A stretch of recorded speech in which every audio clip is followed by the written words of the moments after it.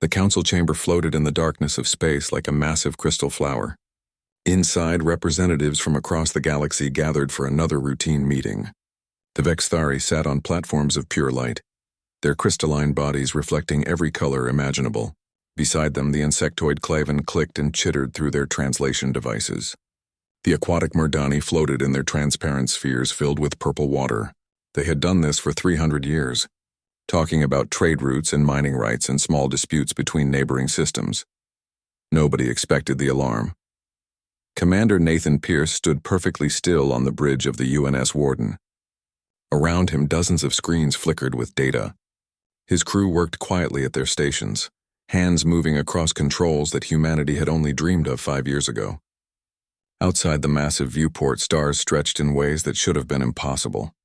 They had just completed their first faster-than-light jump, and they had arrived exactly where they planned, the edge of Council territory. Nathan was a career military officer, 42 years old with gray creeping into his dark hair. He had joined the Navy when humanity discovered the probe on the moon's dark side. That discovery changed everything. World governments stopped fighting each other and started working together because they finally knew the truth. Humanity was not alone, and something out there had been watching them. "Commander, we're picking up multiple contacts," said Lieutenant Jake Morrison from the weapons station. His voice was steady, but Nathan could hear the tension underneath. "They're scrambling. At least 30 vessels changing course toward us." Nathan nodded slowly. They had expected this. "Maintain position. Activate defensive systems, but keep weapons cold. Communications begin broadcasting the first contact package." The Warden was enormous. 3 kilometers of human engineering that represented 20 years of combined effort from every nation on Earth. It had taken every resource they could spare, every brilliant mind they could find, and more money than most countries used to have as their entire budget. The ship bristled with railguns that could fire projectiles at a fraction of light speed.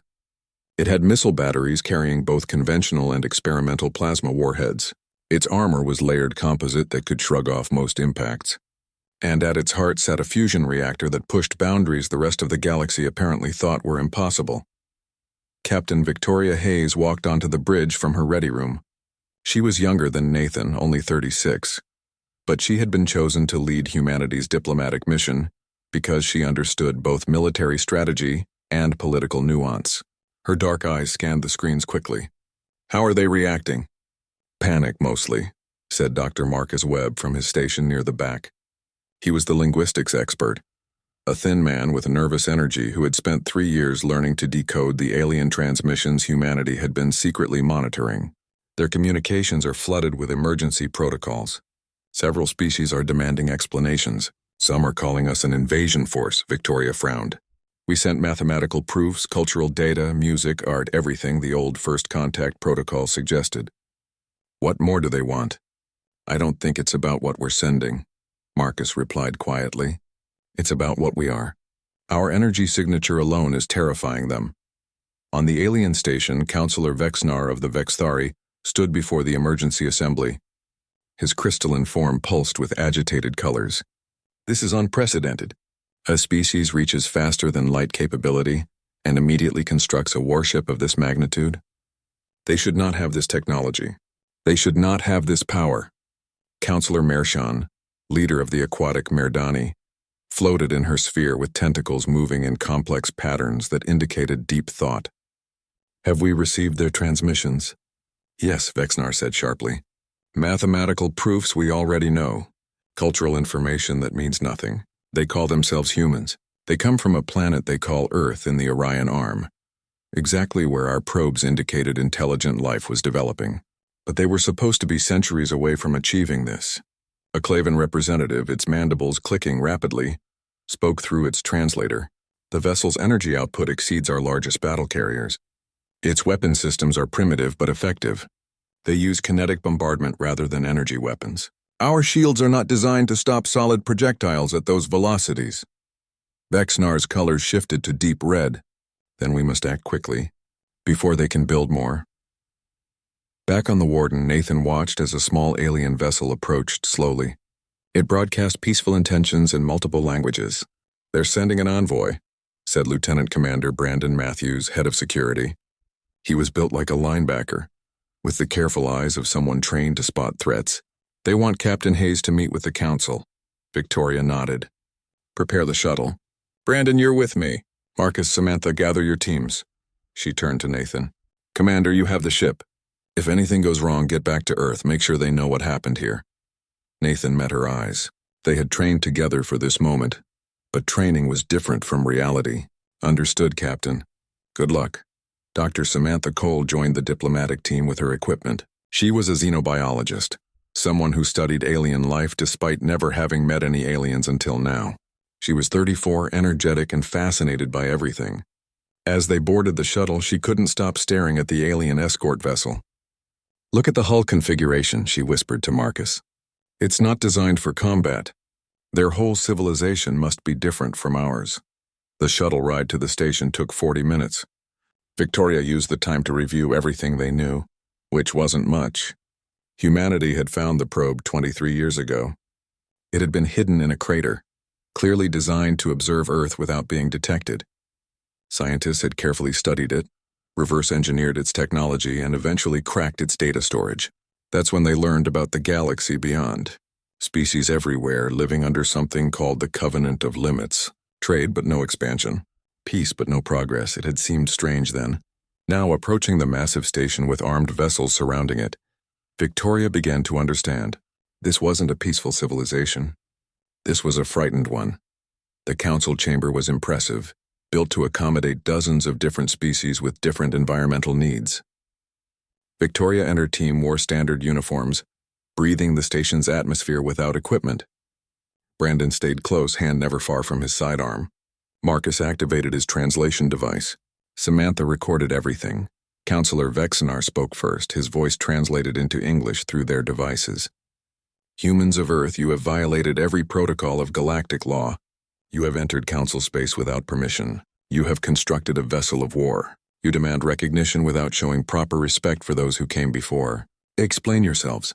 Victoria stepped forward calmly. She had practiced this moment 1,000 times. Counselor, we come in peace but not in weakness. We seek knowledge, friendship, and a place among the stars.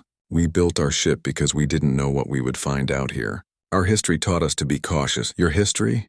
Another counselor asked. What kind of species builds a warship as their first space vessel? The kind that survived, Victoria answered simply. We found your probe. We learned we weren't alone, and we decided that when we reached for the stars, we would do so on our own terms, not as victims, not as subjects, but as equals. The chamber fell silent. It was Mershan who finally spoke, her voice gentle but worried. Captain Hayes, you don't understand what you've done. This galaxy has rules for good reasons. We have peace because we accept limits. You cannot simply arrive with power and expect welcome. Then help us understand, Victoria said. Show us these rules. Teach us your history. We're here to learn. Vexanar's colors darkened. It may be too late for learning. Your ship, your presence, your very existence has already set things in motion that cannot be stopped. On the Warden, Nathan watched the meeting through transmitted data. Admiral Gregory Kane's face appeared on his screen, transmitted from Earth with a 20-minute delay. The Admiral was old, in his 60s, with the bearing of someone who had made hard decisions his entire life. Commander Pierce, our deep space monitors are detecting something unusual. There's movement in the outer regions beyond council space, multiple large contacts. We think they've been there for a long time, but they're activating now. Nathan felt cold. Timing can't be coincidence, sir. No, Kane agreed. I don't think it can. Humanity just knocked on the galaxy's door. The question is, who else heard us knocking? Outside the viewport, the stars looked different now. Not peaceful and distant, but full of watching eyes. Nathan checked his weapon systems again, then ordered the crew to battle stations, just in case. In the council chamber, Victoria didn't know about the movement in deep space. She only knew that something had changed in the counselors' faces. Fear, yes, but also something else. Recognition, maybe, or resignation. Captain Hayes, Mershan said slowly, there is much we must tell you. But first you need to understand one thing. This galaxy is not what you... Victoria Hayes sat in a private chamber with 3 counselors and her team. The walls were transparent, showing the stars beyond, but she felt like she was in a cage. Mershan floated in her sphere, tentacles moving slowly. Vexanar stood rigid, his crystalline body showing colors of anger and fear mixed together. A third counselor, a reptilian creature named Sorn who represented a smaller species, watched with intelligent yellow eyes. 3,000 years ago, Narration began, this galaxy was very different. Hundreds of species were reaching for the stars, building empires, creating wonders. Technology advanced rapidly. There was conflict, yes, but also cooperation, progress, hope. Marcus Webb leaned forward, his recording devices capturing everything. What changed? Vexnar's colors flashed. The architects came. The word hung in the air like a threat. Victoria felt Brandon Matthews tense beside her. Who are the architects? We don't know, Sorn said, his voice a low rumble. Not really.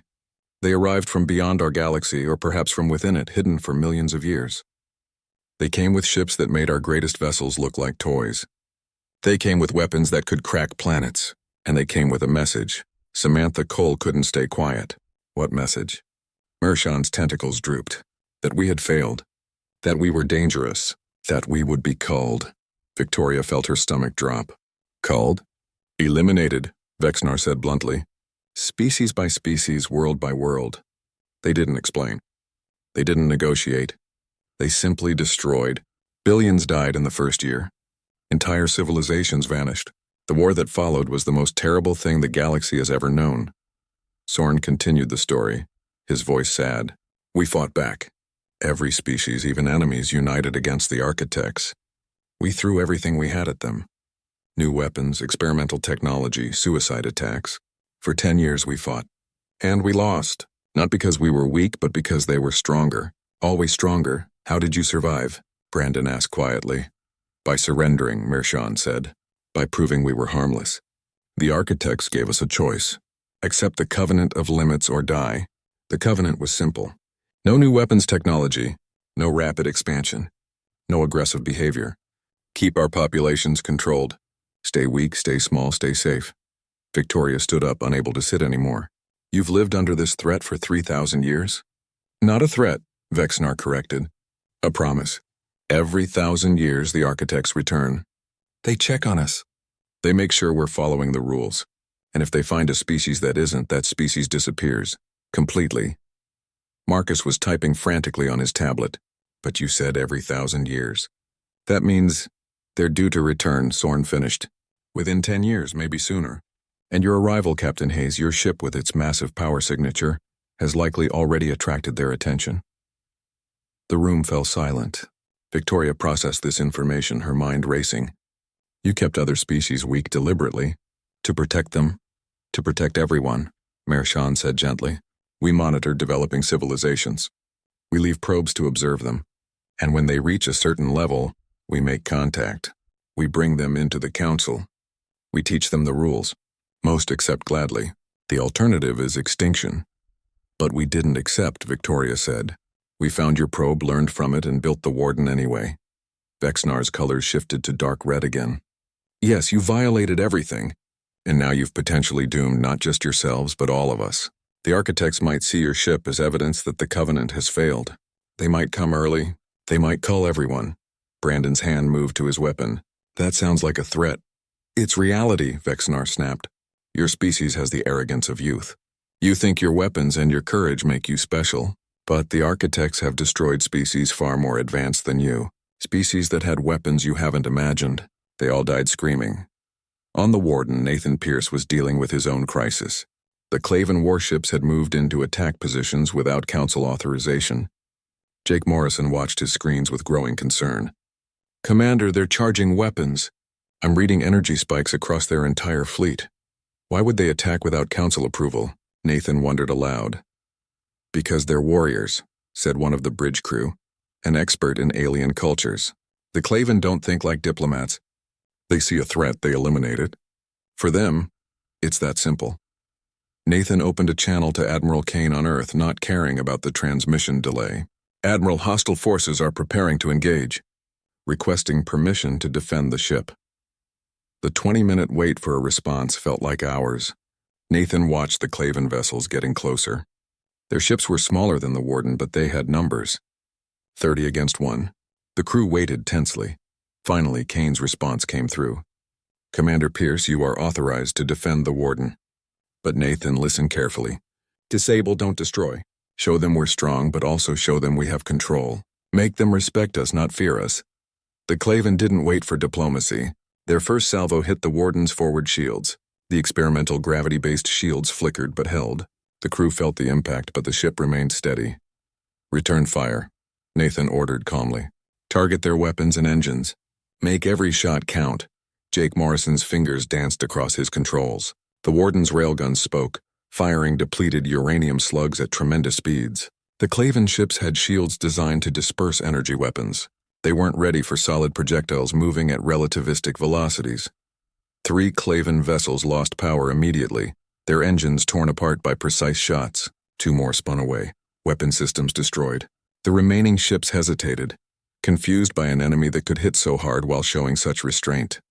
They're backing off, Jake reported. I think we surprised them. Launch boarding teams, Nathan ordered. Secure the disabled vessels. Take prisoners, provide medical aid if needed. Show them we're not here to kill. Major Elena Rodriguez led the boarding operation. She was 38, tough as steel, with experience in every kind of combat environment Earth could provide. Her Marines moved through the crippled Klavan ships with efficiency, securing confused and injured aliens. They didn't shoot unless fired upon.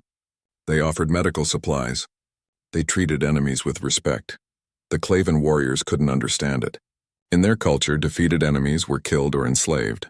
Mercy was weakness. But these humans fought hard, then helped. It made no sense. Back in the council chamber, alarms began blaring.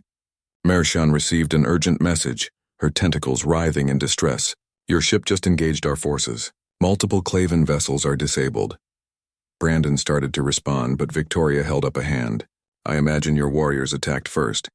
My commander is good at his job, and we don't start fights, but we finish them.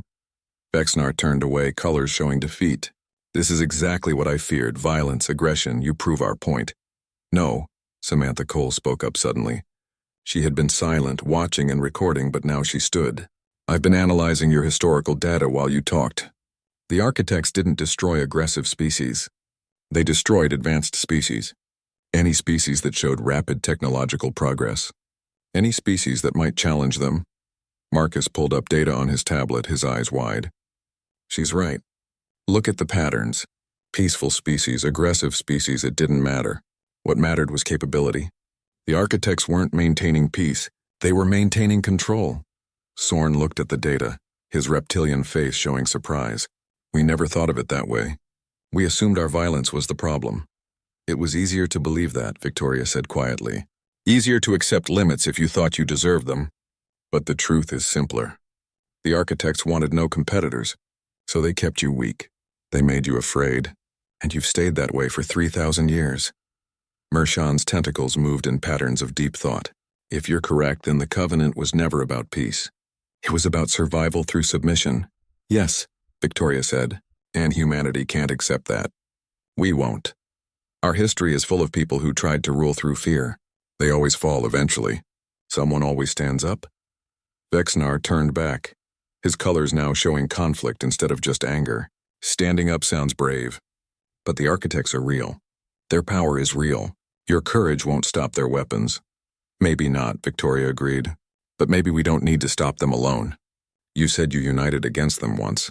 You fought for 10 years. You lost, but you survived. That means they're not invincible. They're just strong. Brandon smiled slightly. And humanity has a lot of experience fighting stronger opponents. We usually find a way. News of the Warden's battle spread through the station quickly. Species gathered to watch footage of the engagement. The precision of human weapons impressed them. The restraint impressed them more. The Klavan prisoners being treated well confused many. One counselor, a young Trillac whose species was known for adaptability, spoke up. Perhaps we should listen to the humans. Our way has kept us alive but small. Their way is dangerous but bold. Maybe it's time for bold. Vexnar's colors flashed angrily. Bold gets you killed. We're dying anyway, the Trillac responded. Slowly, our populations shrink. Our technology stagnates. We've survived, yes, but we haven't. 3 months had passed since humanity's first contact with the galaxy. The council was broken, split between those who wanted to maintain the old ways and those willing to try something new. Victoria Hayes no longer commanded just the Warden. She had been promoted to Admiral, coordinating a growing alliance of species willing to prepare for the architect's return. The Forge Alliance, they called it. Humanity, the Trillac with their adaptable hive minds, and the Sorn who had kept warrior traditions alive in secret. 3 species at first, but more were joining each week. Small species mostly. Ones who had little to lose and everything to gain. But Vexnar and the Loyalist Council weren't sitting idle. They saw the alliance as a threat to the careful balance that had kept them alive for 3 millennia.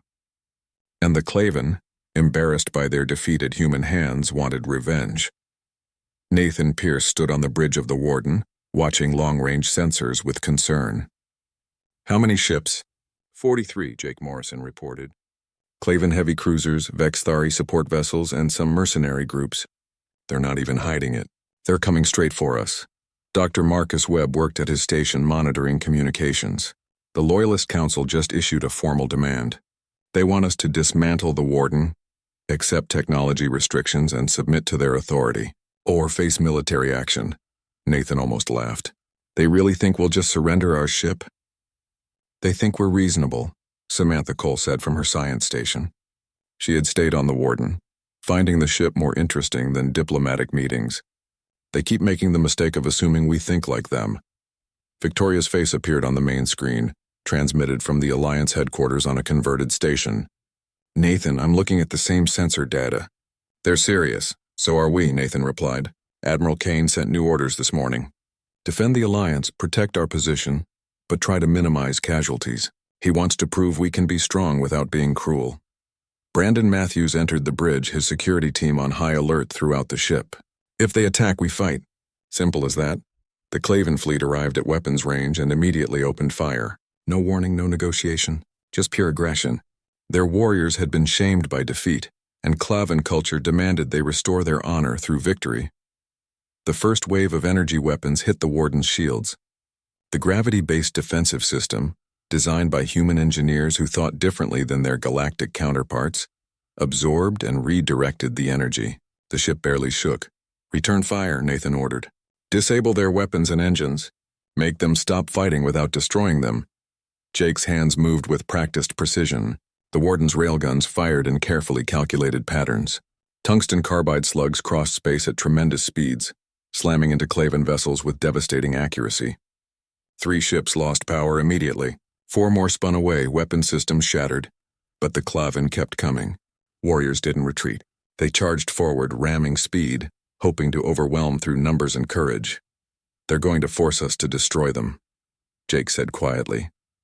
Nathan shook his head. "No, launch fighters. Tell them to harry and distract, not kill. And get Major Rodriguez ready. I want boarding teams on those disabled ships."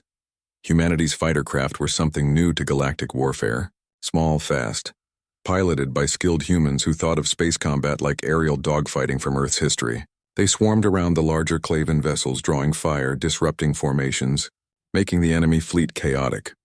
Lieutenant Commander Patricia Morgan led Gold Squadron, her fighter weaving between enemy ships with impossible grace. "This is Gold Leader. Target their sensor arrays. Blind them. Make them afraid." Her squadron followed orders perfectly. Precision shots took out targeting systems, communication dishes, external cameras. The Klaven warriors found themselves fighting blind, unable to coordinate, unable to even see their enemy clearly. Elena Rodriguez and her Marines launched in boarding craft, hitting the crippled Klaven ships hard. They moved through corridors with weapons ready but fingers off triggers. When they encountered Klaven warriors, they used stun weapons. They used flash grenades. They used overwhelming tactical superiority. The Klaven couldn't understand it. These humans fought with incredible skill but refused to kill. It was more humiliating than simple defeat. At least death had honor. This was something else.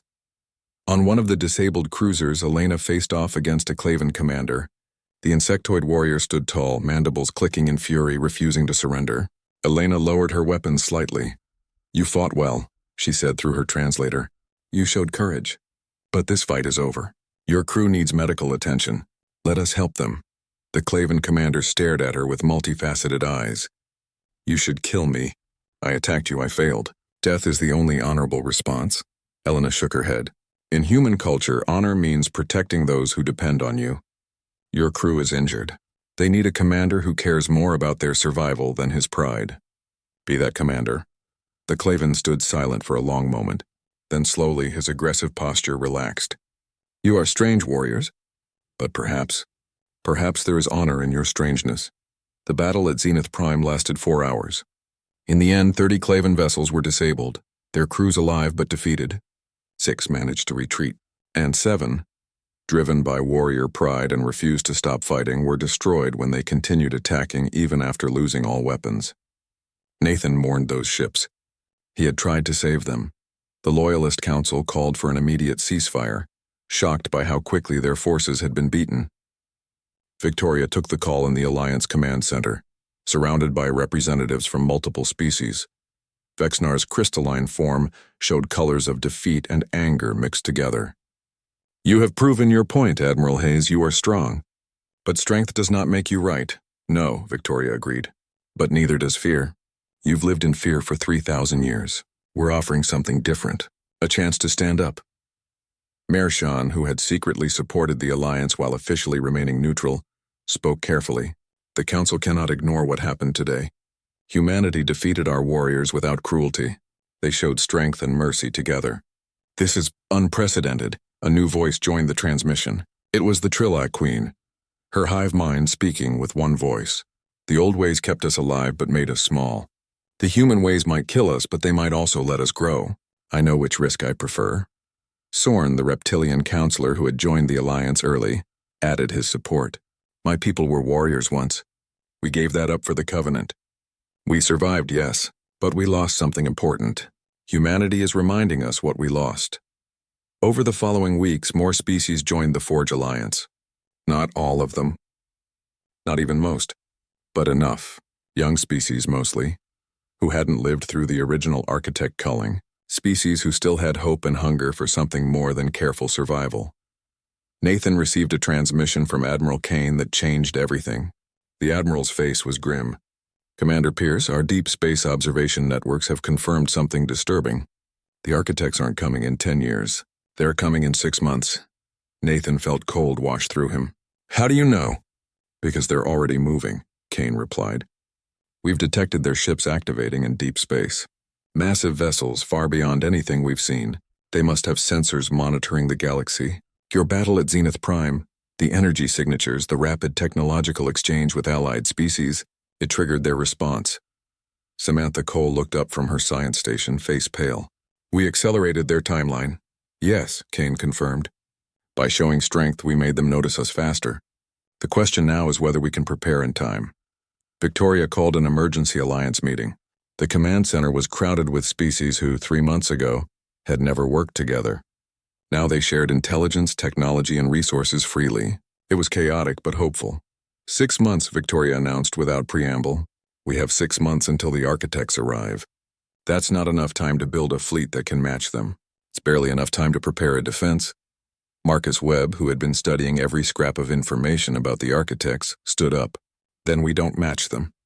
We outsmart them. Humans have won wars against superior forces before. We use terrain, tactics, and creativity. The Trillac Queen's representative clicked thoughtfully. Our hive minds can coordinate fleet movements with precision your individual species cannot match. Combined with human tactical creativity, we might surprise them. Sorn's warrior instincts were awake now. My people have been preparing for this in secret for centuries. We kept warrior training alive, hidden from the Council. We can contribute experienced fighters. The planning began immediately. The Alliance would make their stand at a location humanity chose, a nebula called the Crucible. It was rich in heavy metals that disrupted sensors. It had natural cover and multiple approach vectors. And it was far enough from populated systems that if they lost, at least the civilians would have time to evacuate. Nathan coordinated with Victoria on ship deployment. The Warden will anchor the defense. But Admiral, we need more ships. 1 vessel, no. 4 months after the Battle of Zenith Prime, the galaxy looked completely different. The Forge Alliance had grown from 3 species to 17. Not all of them were warriors. Some contributed technology, others provided resources, and a few simply offered moral support. But they all shared one thing. They were tired of being afraid. Admiral Victoria Hayes stood in the command center of what used to be a trading station and was now Alliance headquarters. Screens surrounded her, showing ship deployments, resource allocations, and intelligence reports. She looked older now, stress adding lines to her face that weren't there 6 months ago. "Report," she said to Marcus Webb, who had become her intelligence coordinator. Marcus pulled up a holographic display. Good news and bad news. The good: we've integrated Trillac coordination software into our fleet systems.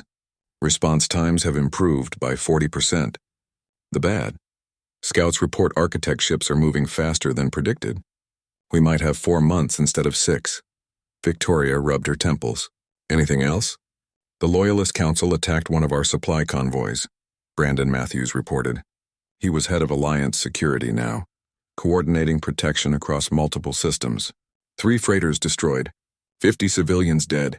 They claim we were transporting weapons through their territory without permission. Were we? Victoria asked directly. Yes, Brandon admitted. But those weapons were medical supplies and shield generators for civilian stations. They attacked a humanitarian convoy. Victoria felt anger rise in her chest but pushed it down. Vexanar is getting desperate. He sees us preparing for war and thinks we're going to lose. He wants to prove to the architects that some species stayed loyal to the Covenant. On Earth, Admiral Gregory Kane stood in a shipyard that never stopped working. 4 new human warships were nearly complete. The UNS Defiant, commanded by Captain Richard Cross, was finishing final tests. The UNS Sentinel, under Captain Lisa Chen, would be ready in 3 weeks. 2 more were close behind, but Kane knew it wasn't enough. The architects had ships that dwarfed anything the Alliance could build. Their weapons operated on principles humanity barely understood, and they had the confidence of a species that had never truly lost. "Admiral," one of his aides said, "we're receiving a transmission from Commander Pierce. He says it's urgent." Kane took the call in his office. Nathan's face appeared on the screen, looking troubled. "Admiral, we have a problem. Major Rodriguez led a team to investigate an old architect installation. What they found changes everything." The installation was on a dead world at the edge of known space. Elena Rodriguez and her team had gone in expecting ruins and maybe some old technology. What they found was an active monitoring station, still functional after 3,000 years. The team included Krethnor, a Sorn warrior who had joined humanity's Marines, and Zixal, a Trillac technician whose hive mind could interface with alien computer systems. They moved through the facility carefully, weapons ready, recording everything. "This place shouldn't be running," Zixal said, his translator device clicking softly. "The power systems are ancient but still active. The architects left this here intentionally." Krethnor, scales rippling with caution, kept watch while Elena and Zixal examined the central computer core. "Can you access it?" "Accessing now," Zixal replied. His multiple limbs worked across the interface with impressive speed. "The security is complex but not impossible. The architects didn't expect anyone to find this place, much less understand their systems." What they found in the data banks made Elena immediately contact the warden. The architects weren't coming for a routine check. They were coming for a harvest. The monitoring systems had detected humanity's rapid advancement, their integration with other species, and the Alliance's military preparations. All of this had triggered an accelerated response.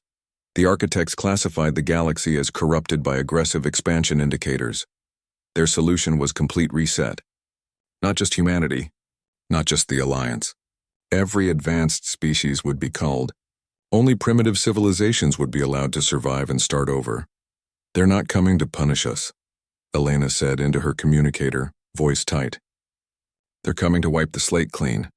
We didn't just threaten ourselves. We threatened everyone." Nathan received this information on the warden and immediately forwarded it to Victoria and Kane. The implications were devastating.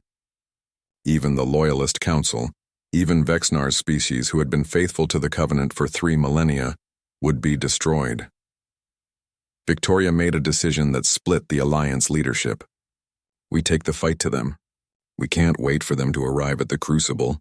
We need to hit them before they reach our territory," Marcus Webb objected strongly. "Admiral, that's suicide. We know almost nothing about their capabilities. Attacking them in deep space means no cover, no support, no retreat. We lose everything. We lose everything anyway if we wait," Victoria countered. "At least this way we control the timing. We strike first, we strike hard, and we learn what we're facing. Even if we fail, that information helps the next defense." Kane, transmitting from Earth with his usual delay, supported her decision. "Admiral Hayes is correct.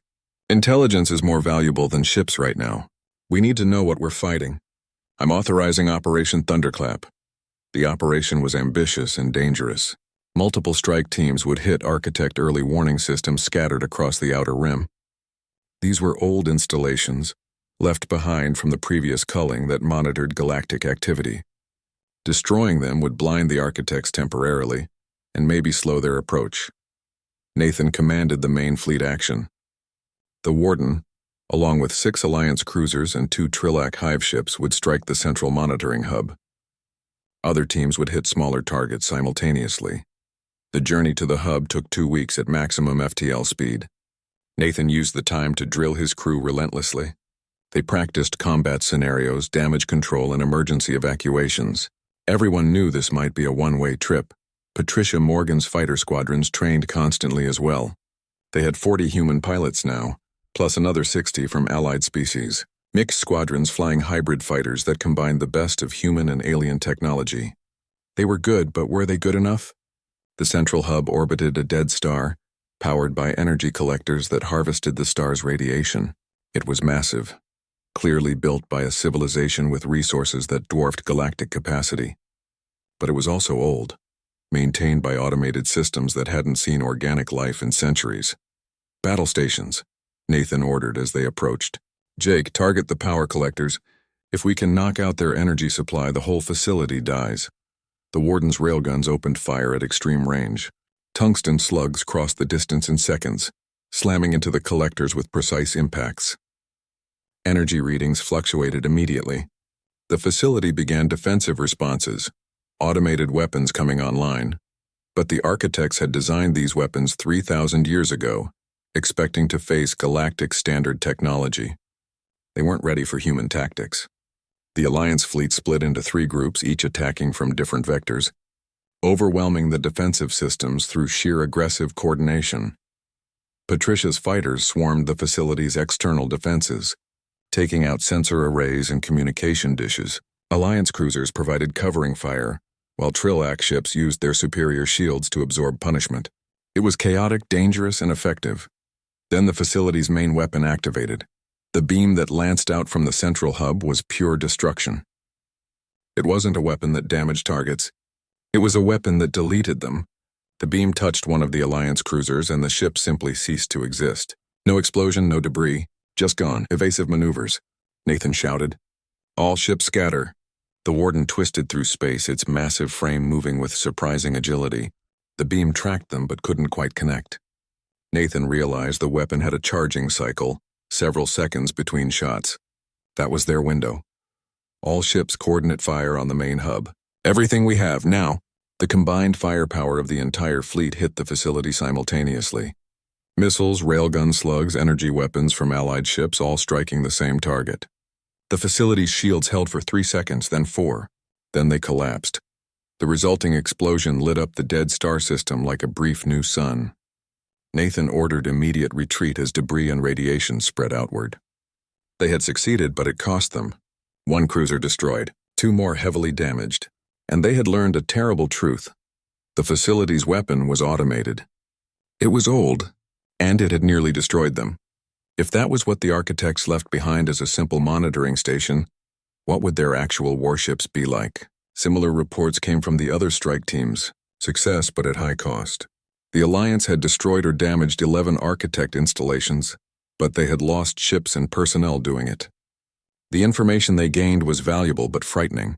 Nathan returned to Alliance headquarters exhausted and shaken. He met with Victoria privately in her office. We hurt them, slowed them down maybe. But Victoria, their technology is beyond anything we imagined. That monitoring station nearly killed us and it was 3,000 years old. Victoria looked at reports from all the strike teams. 7 ships. The Crucible Nebula glowed with colors that had no names. It was beautiful and deadly, filled with heavy metals and electromagnetic interference that played havoc with sensors. Admiral Victoria Hayes had chosen it for exactly those reasons. If the Architects had superior technology, then humanity needed to negate that advantage however possible. The Allied fleet gathered at the defense line. 53 warships from 17 different species, the largest combined military force the galaxy had seen in 3,000 years. The UNS Warden anchored the center, with the newly arrived UNS Defiant and UNS Sentinel flanking it. Earth's other two ships were still weeks away, but they would arrive too late for this battle. Nathan Pierce stood on the Warden's bridge, watching the fleet deploy. How long? Architect Vanguard will reach the Crucible perimeter in 6 hours, Jake Morrison reported from weapons. 12 harvest ships detected. Each one is 30 kilometers long. 30 kilometers. Nathan tried to imagine it. The Warden was 3 kilometers and had seemed enormous. These ships were 10 times that size, and there were 12 of them. What about their escort vessels? Brandon Matthews asked from security. Samantha Cole answered from her science station. Millions of autonomous drones. They're not individually powerful, but there are so many. Our computers can barely track them all. Victoria appeared on the main screen, transmitting from the command ship. She looked tired but determined. All commanders, this is Admiral Hayes. You know what we're facing. You know the odds. I won't lie and say we're going to win easily. But I will say this. We're here because someone has to be. The galaxy has spent 3,000 years being afraid. Today we stop being afraid. Today we fight. The transmission ended. Nathan looked at his crew. They were scared. He could see it in their faces. But they were also ready. All stations report ready status. One by one, his officers confirmed. Weapons ready. Shields ready. Engineering ready. Medical ready. Marines ready. Fighters ready. The Warden was as prepared as it could be. Elena Rodriguez gathered her strike team in the hangar bay. 50 Marines, the best humanity and the Alliance had to offer. Krethnor and his Sorn warriors stood ready, their scaled bodies covered in armor. Zixal led a team of Trillac technicians, each carrying the virus that Marcus and Samantha had developed. Their mission was simple in concept, impossible in execution. Board an Architect harvest ship and upload the virus to its central systems. We're not coming back from this, Elena said plainly. You all know that. These ships are designed to kill everything they encounter. We're going in to hurt them as much as possible before we die. But if we succeed, if we get that virus uploaded, we might save billions of lives. That's worth dying for. Krethnor's warrior culture understood sacrifice. It is an honor to die in battle that matters. The Trillic hive mind spoke through Zixal. Our individual bodies die, but our consciousness continues in the hive. We will remember this action for 1,000 generations. Patricia Morgan and her fighter pilots ran final checks on their craft. 120 fighters total, a mix of human and alien pilots in hybrid vessels. They would be the first to engage, screening the capital ships and trying to thin out the drone swarms. Gold Squadron, this is Gold Leader. Patricia transmitted. Stay loose out there. Don't fixate on single targets. Keep moving, keep shooting, and trust your wingmen. We've trained for this. Gold 2 here, responded Lieutenant Danny Foster. Ready to show these ancient bastards what real pilots can do. The Architect Vanguard emerged from FTL at the edge of the Crucible. 12 harvest ships, each one a monument to power and age. Their hulls were dark metal that seemed to absorb light. Energy readings were off the scale. Millions of drones deployed immediately, forming clouds of deadly autonomous weapons. All fighters launch, Victoria ordered. Capital ships hold position. Let them come to us. Patricia's squadron launched with others, 120 fighters screaming into space. The drones met them like a swarm of insects, countless small vessels with powerful weapons. The battle became chaos instantly. Fighter pilots twisted through three-dimensional combat, firing at targets that appeared and disappeared in the sensor interference of the nebula. Patricia destroyed 4 drones in the first minute, her reflexes and training giving her an edge. But for every drone destroyed, 2 more seemed to appear. This is Gold 7, I'm hit. The transmission cut off as the fighter exploded. Gold 4, engines failing, ejecting. Gold 9, systems down, I'm drifting. The casualties mounted quickly. The drones weren't individually skilled, but they didn't need to be. They had numbers that made skill irrelevant. The harvest ships advanced slowly, their main weapons charging. Energy signatures built to levels that made Samantha's instruments scream warnings. Commander, they're preparing to fire. Whatever those weapons are, they're more powerful than anything in our database. All ships evasive pattern Delta, Victoria ordered. Don't be where they're aiming. The first harvest ship fired. The beam that lanced through space wasn't like conventional weapons. It didn't just damage targets. It unmade them. An Allied cruiser caught in the beam simply stopped existing. The ship, the crew, everything ceased to be in an instant. Nathan felt horror and rage together. "Return fire. All weapons!" The warden's railguns spoke first, firing hundreds of depleted uranium slugs at relativistic velocities. They impacted the harvest ship's shields, which flickered but held. Energy weapons from allied ships added their fire. Missiles by the dozen streaked toward the massive vessel. The architect shields absorbed it all. The harvest ships had been built to destroy civilizations. A conventional fleet couldn't hurt them. Captain Richard Cross commanded the Defiant with the aggressive spirit that earned him the position. "If we can't hurt them at range, we get closer." "All ships advance." "Belay that," Victoria ordered. Captain Cross maintained position. But Cross was already moving, the Defiant accelerating toward the nearest harvest ship. "With respect, Admiral, sitting back and dying is pointless. Let's at least die trying something." The Defiant charged forward, weapons blazing. Cross coordinated with Patricia's remaining fighters, using them as cover and scouts. The combined assault was brave and desperate. And it worked partially. The Defiant got close enough that its railguns started punching through shields that weren't designed for point-blank combat. Then the harvest ship fired again. The Defiant was too close to dodge. The beam caught it amidships and the ship deleted from existence. 1,000 personnel gone in a heartbeat. Captain Cross gone. His bravery and sacrifice bought one thing: information. "The shields are weaker at close range," Samantha reported, voice tight with emotion. "They're designed for long-range engagement. Captain Cross proved we can hurt them if we get close enough." Nathan made a decision. "All ships, close engagement. Spread out and attack from multiple vectors. Don't give them easy targets." The battle shifted. Allied ships charged forward, splitting into groups of 3 or 4, attacking the harvest ships from different angles. It was desperate and costly, but it worked. Ships were destroyed, but they were doing damage now. Harvest ship shields fluctuated. Hull armor showed scoring from railgun impacts. Elena Rodriguez saw her moment. "All strike teams launch. Get to those ships while they're distracted." Modified assault craft launched from multiple Alliance vessels. Small, fast, shielded just enough to maybe survive the approach. Elena's team headed for the nearest harvest ship, the one Nathan's forces were hammering hardest. The approach was terrifying. Drones swarmed them. Point defense fire filled space with deadly energy. 3 assault craft exploded before reaching their target, but Elena's craft made it along with 4 others. They locked onto the hull and burned through with cutting torches, forcing entry into the ancient vessel. Inside was darkness and strange geometry. The corridors weren't built for organic life. Everything was too large, too angular, too cold. The strike team moved forward, following Zixal's guidance as the Trilec technician traced power signatures toward what should be the central systems. They encountered automated defenses immediately. Machines that hadn't seen organic life in millennia woke up and attacked. Elena's Marines fought with precision, but the defenses were relentless. They lost people with each corridor, each chamber.